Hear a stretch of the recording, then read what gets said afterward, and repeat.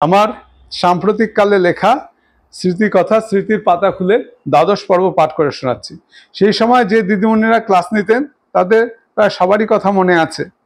শান্তি দিদিমণি, মুক্তি দিদিমণি, আরতি দিদিমণি, স্বর্ণপ্রভা দিদিমণি, শুভ্রা দিদিমণি আর বাসনা দিদিমণি। বাসনা দিদিমণি হেডমিস্ট্রেস ছিলেন।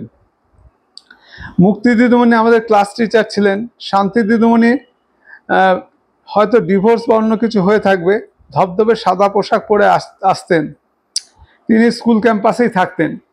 অনাথ শিশুদের জন্য একটা আবাসন ছিল, তাদের লেখাপড়া শেখানো হতো, কারিগরি বিদ্যা শেখানো হতো। স্কুলের ভেতর তাঁত ছিল, কাপড় বোনা হতো।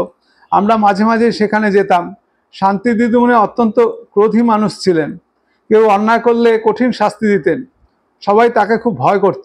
একবার আমাদের পরের ব্যাচের ছাত্র রণবীর সিনহা, যিনি আমাদের ফ্যামিলি ফিজিশিয়ান আশুতোষ সিনহার একমাত্র সন্তান, ডাক্তারবাবু অনেকদিন আগে মারা গেছেন। রণবীর নিজেও একজন ডেন্টাল সার্জন, নাকতলা এবং অন্যত্র চেম্বার আছে।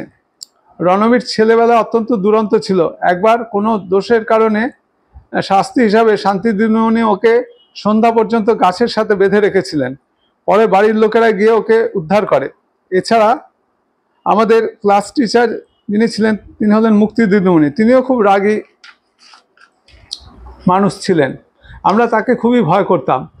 আমাদের ফেভারিট দিদিমণি ছিলেন আরতি দিদিমণি। অত্যন্ত স্নেহপ্রবণ, বাচ্চাদের বিশেষত আমাকে আর ছোটদি ভাইকে কোলে করে ঘুরে বেড়াতেন। আসলে ছোটবেলা আমরা দুজনে খুব ফর্সা আর পুতুল পুতুল রকমের ছিলাম।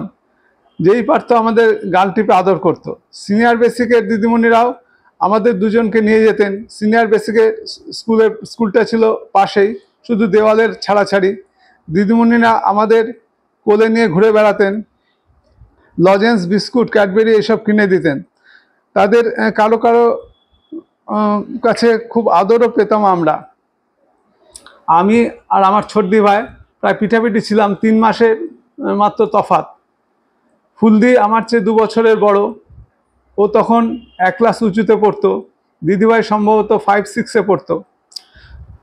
আনন্দ আশ্রমের বন্ধুদের মধ্যে আমার কয়েকজনের কথা মনে পড়ছে। দেবাশিস বসু লেখাপড়ায় খুব ভালো ছিল, পরে সম্ভবত গবেষণা বা কিছু করে থাকবে। সুভাষিস পোদ্দার পরবর্তীকালে ডাক্তার হয়েছিল। এছাড়া পিনাকি ছিল, ওর ভালো নাম নিলয়। ছেলেদের মধ্যে প্রসূন ছিল আমাদের চেয়ে অনেক বড়, একই ক্লাসে বারবার থাকতো।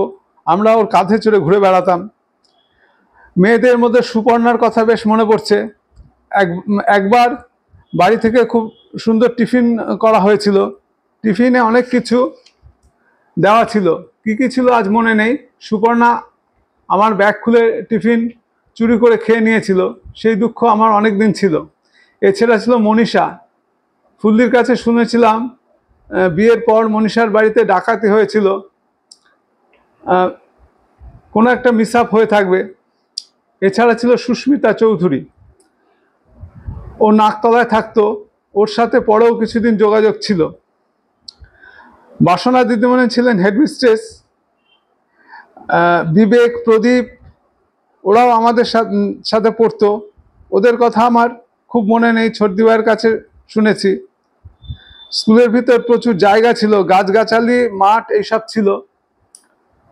বটল ব্রাশ ট্রি ছিল, তেজপাতার মতো গন্ধ। গাছগাছালি, মাঠে ঘাটে অনেক প্রজাপতি ঘুরে বেড়াতো। আমরা প্রজাপতি ধরে ক্লাসের মধ্যে ছেড়ে দিতাম। সিনিয়র বেসিকে তৃপ্তিদি, গৌরীদি, রত্নাদি ইনারা ছিলেন। রাখি বেঁধে দিতেন আমাদের রাখির সময়। রানু দিদিমণি হেডমিস্ট্রেস ছিলেন। মুক্তি দিদিমণি আমাদের দিয়ে অনেক মাটির জিনিস বানাতেন, তারপর সেগুলো আবার ফেলে দিয়ে আসতে হতো। আমার ছোটদি ভাইয়ের ছিল সেই কাজ। টিফিনের সময়টা আমাদের বড় আকর্ষণ ছিল। আমি যখন আনন্দ আশ্রমে ভর্তি হই তখন মাইমা অর্থাৎ রমা ঘোষ দস্তিদার এর বাড়ি ছেড়ে সরল ব্যানার্জির বাড়ি 3 মাস কাটিয়ে নাকতলার নির্মল রায়ের বাড়িতে এসে উঠেছি।